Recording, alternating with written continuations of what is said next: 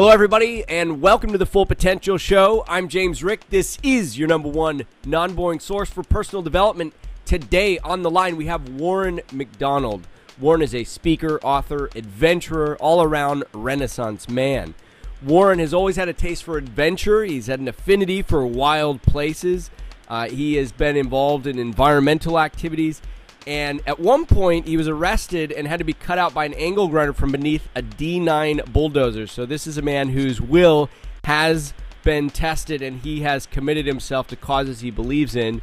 His book, Test of Will, is something we're going to talk about, how you can get a free copy if you're the first lucky person to get an autographed copy of that. Otherwise, we'll also share with you how to get other copies of the book online in ebook or hard copy format. Now, this story is amazing. In April 1997, Warren set out on what was supposed to be a revitalizing, grounding backpacking trip to Hinchinbrook Island off the northeast coast of Australia. His life would never be the same again. Climbing to the summit of the island's tallest peak, he became trapped beneath a 1-ton boulder in a freak rock fall. His companion, Gert van Keulen, a Dutch traveler he'd met the day before, his only hope for survival. As Warren lay crushed, Gert raced down the mountain to get help. Warren's test of will lasted 2 days before a helicopter arrived and he was rescued. The accident would cost him the loss of both legs, amputated at mid-thigh. Obviously, he survived, but Warren's story doesn't end there. Far from it. It was after the accident that things really got interesting, which we'll talk about. I'm not going to reveal it yet. Warren, gosh, thank you so much for being on today's Full Potential Show. Hey, no worries, Rick. Great to be on. Warren, now you're outside. You're in the Canadian Rockies, so obviously you're still a man of adventure, which we're going to talk about. What happened post this island adventure of yours, but so tell me, first of all, what you really, what stands out for you? At what moment did you think you were going to die, or did you just commit to living? Where did you feel your will? What was the cracking point that could have been the end of Will as we know him, or Warren, and the end of your will as we know it, if you had just gone the other way? What was that critical point? Yeah, that's a good question. You know, I'd love to be able to sit here and tell you that I had this unbreakable will, and I just kind of hung in there and got through that experience. But it'd be absolutely untrue. I was under that rock for 2 days, and I often explained it as riding a roller coaster ride of emotions and kind of hitting, being down in that trough, and absolutely giving up, saying, coming to the conclusion that they're going to find you here dead in a couple of days, and that's just how it is. And then kind of managing to psych myself back up out of that and just kind of get pumped and want to hang in there. And I just kind of rode that on and off for those couple of days. So I think if I had fully committed to giving up, I probably wouldn't be sitting here now, if that answers the question. But I definitely found that maintaining that positive attitude for 2 days was, I couldn't do it. I had to bounce back and down off the floor a couple of times to pull through. So there were times when you feel like you were just ready to give up then? Yeah. And it's funny, and when I say, but sitting here now thinking about it, and over time, having time to think about it, I'm not sure that I was fully committed to that. It was more, I've always been a realist, and that was a very real potential outcome, if you like. I could sit there and think happy thoughts as much as I liked, but that was there was a stark reality in that I might not come through this. What do you think made the difference for you? What made the difference for survival versus, let's say, somebody who would have been in the same situation and may have died? What did you do different? It's a good question, and it's not necessarily what I did at the time, although that was key. But in a lot of ways, it was the preparation and the things that I'd done beforehand that played a big part in me getting through. And I've had people often say to me, dude, I don't know how you even survived 2 days out exposed to the elements like that, let alone having a 1-ton boulder in your lap. And for me, that wasn't even a question. I mean, that was explain easy. Explain to me what it was that like. Was something what was the temperature like out there? I mean, what was the environment like? I mean, I'm focused on, okay, you got this 1-ton boulder on is it on your legs? Where's the boulder? Yeah. So it's on both. It was on both. Yeah, it's kind of, and just to put it in perspective. Go ahead. Yeah, to give folks a visual. I mean, a 1-ton boulder, you're talking kind of a refrigerator-sized boulder, and it had basically fallen into my lap. So I was covered from my hips down, and it just had me pinned. Wow. It couldn't have pinned me any more effectively. You know, there was no way that I was coming out. Wow. And so I kind of went through that whole process of, we tried to kind of get me out. You know, I'm on this mountain with a guy I'd only met the day before, and we just tried all night to get this thing off, and it became obvious that wasn't happening. So then it's a case of, and the big thing that I speak about these days is acceptance. Was probably one of the first things that really helped me get through, is that I didn't freak out. Right, and I look back and I think how easily you hit that fork in the road. Am I going to freak? Am I going to like get really and just kind of hang in here? So that was key. Just accepting that, you know, you can kind of fake your way out of this all you like, but the reality is you got a refrigerator-sized boulder sitting in your lap, and so that had this calming effect on me, if that at all makes sense. But then I could just focus on, okay. It was a recognition of, you just got to make sure what it is. This is the reality, and freaking out about it's not going to do anything to get this boulder off of my legs. No, no, absolutely not going to change a thing. So that was huge, because I think there's this big. It can be attractive to kind of go into denial about something like that, but I've always been a realist. That wasn't going to help. So it was just, you know, hanging out. We've basically tried everything. The deal is now you hike out, and hopefully you get somebody back in time, and I'm still here. Well, obviously not still here because I'm not going anywhere, but I'm still here.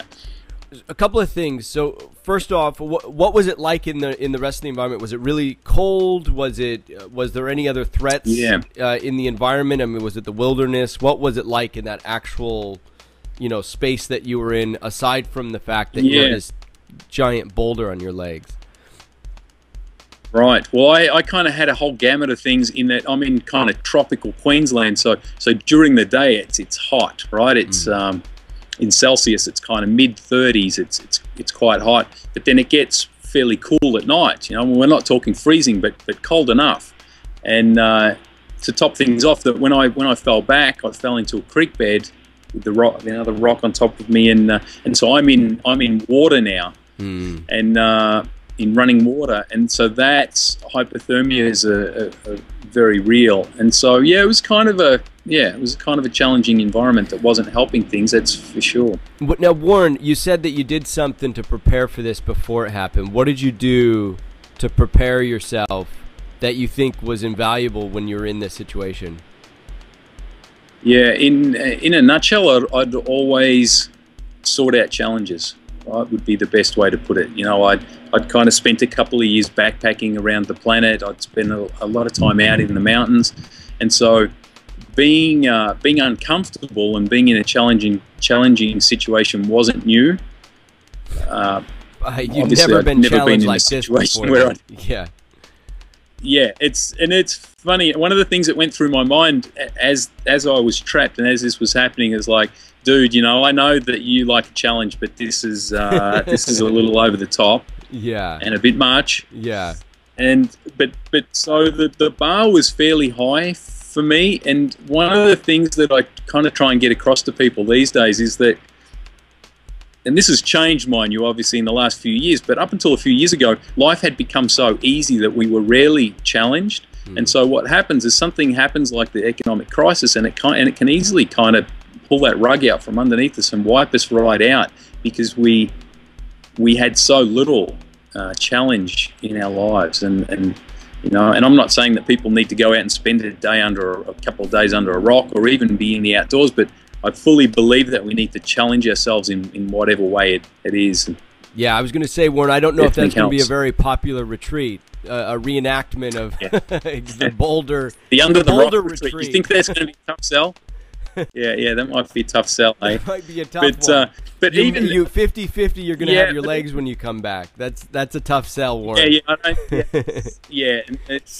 So, legs back guarantee. So all right, so I'm with you.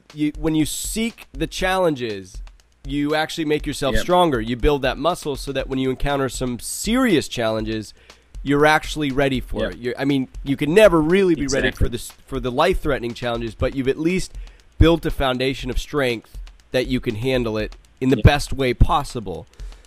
And so if your life is too easy right now, if it's too comfortable, time to seek some bigger challenges. That's what I get from Warren on this one. Yep.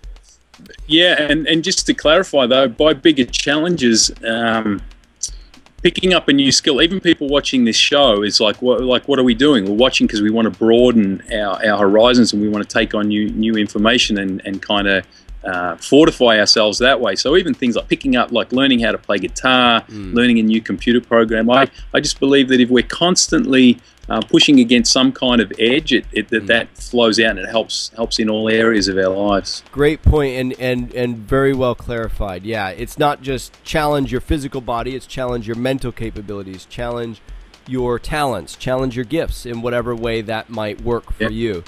Now, Warren, let's talk about what happened after this this Boulder retreat that you were on. I mean, you know, it's no joke though. And you lost your legs coming out of this thing. And how long did it take you to recover? Yeah, how long did it take me to recover? Yeah, I mean, in some ways, I'd never realized this before. I mean, in some ways, I'm still recovering in the sense that I'm still kind of pushing the envelope out and pushing the boundaries out of what life can be like for a guy with no legs. So that's kind of never stopped, which is quite cool. I mean, I was in rehab for 9 months, I suppose. I was going to say, Warren, just to kind of name off some of the things that you did after the fact. So this happened in '97. Yep. You started using a modified wheelchair. You climbed Tasmania's Cradle Mountain in 2003. You became the first double above-knee amputee to reach the summit of Africa's tallest peak, Mount Kilimanjaro, which is 19,000 feet. Did you take a jetpack with you? And then we weren't supposed to talk about that, but that would have been a nice option, but no, I went up the hard way, that's for sure. More recently, in a spectacular effort requiring 2,800 pull-ups over 3 days, you made an ascent of America's tallest cliff face, El Capitan. This is with no legs, 2,800 pull-ups over 3 days. This is insane. And so you're still in that mindset of, I'm going to challenge myself no matter what my physical capabilities are. I'm going to push the limits, which you have. Yeah.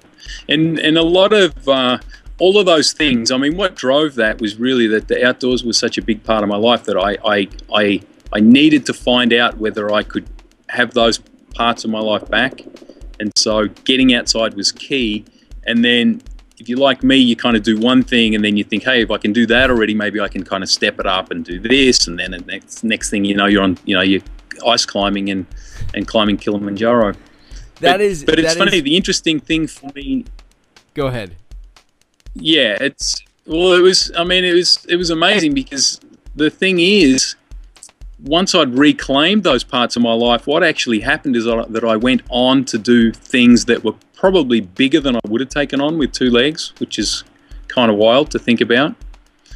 But the place that I've come to now is more of that's great. There's all these physical things that are possible, but let's look at some other goals like outside of that. And I'm talking more just kind of personal development, setting bigger goals that aren't kind of based in the physical. And so it's kind of, as I said, it's a never-ending journey for me. These are good distinctions that you're making too. I mean, here you are testing the limits incredibly in your physical capacities, testing the limits that are very real, very tangible, very visible to yourself, very visible to others.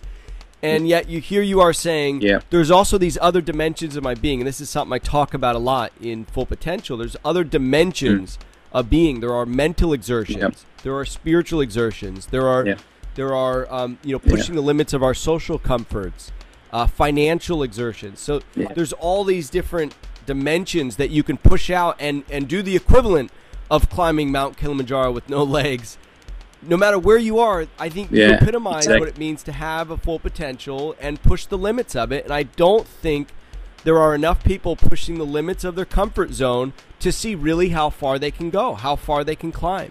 And so you're a great metaphor for that. Cool. Well, Warren, No, it's all ditto. So, yeah, before we wrap up today's show, your book, Test of Will, where can they get a copy of it? And for one lucky person, we're going to talk about how they can get a free autograph copy. But for those who aren't able to seize the moment and get that, where can they pick up a copy of your book? Yeah, easy. I mean, it's on Amazon. You can download it onto your Kindle. The best place to go, just go to Warren-MacDonald, and that's MacDonald.com. And yeah, the links are all there. You can get it. You can get it there. I've got some other cool stuff that you can download. I've got a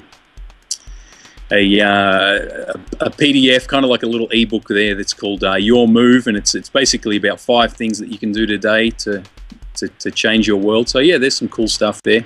Okay, so that's Warren-MacDonald.com. We'll put that up on the screen and in the description. That's Warren, WARREN-MacDonald, MacDonald.com. The book is called Test of Will, and Warren is definitely epitomized what it means to test our will. Warren, any final thoughts before we wrap up today's show?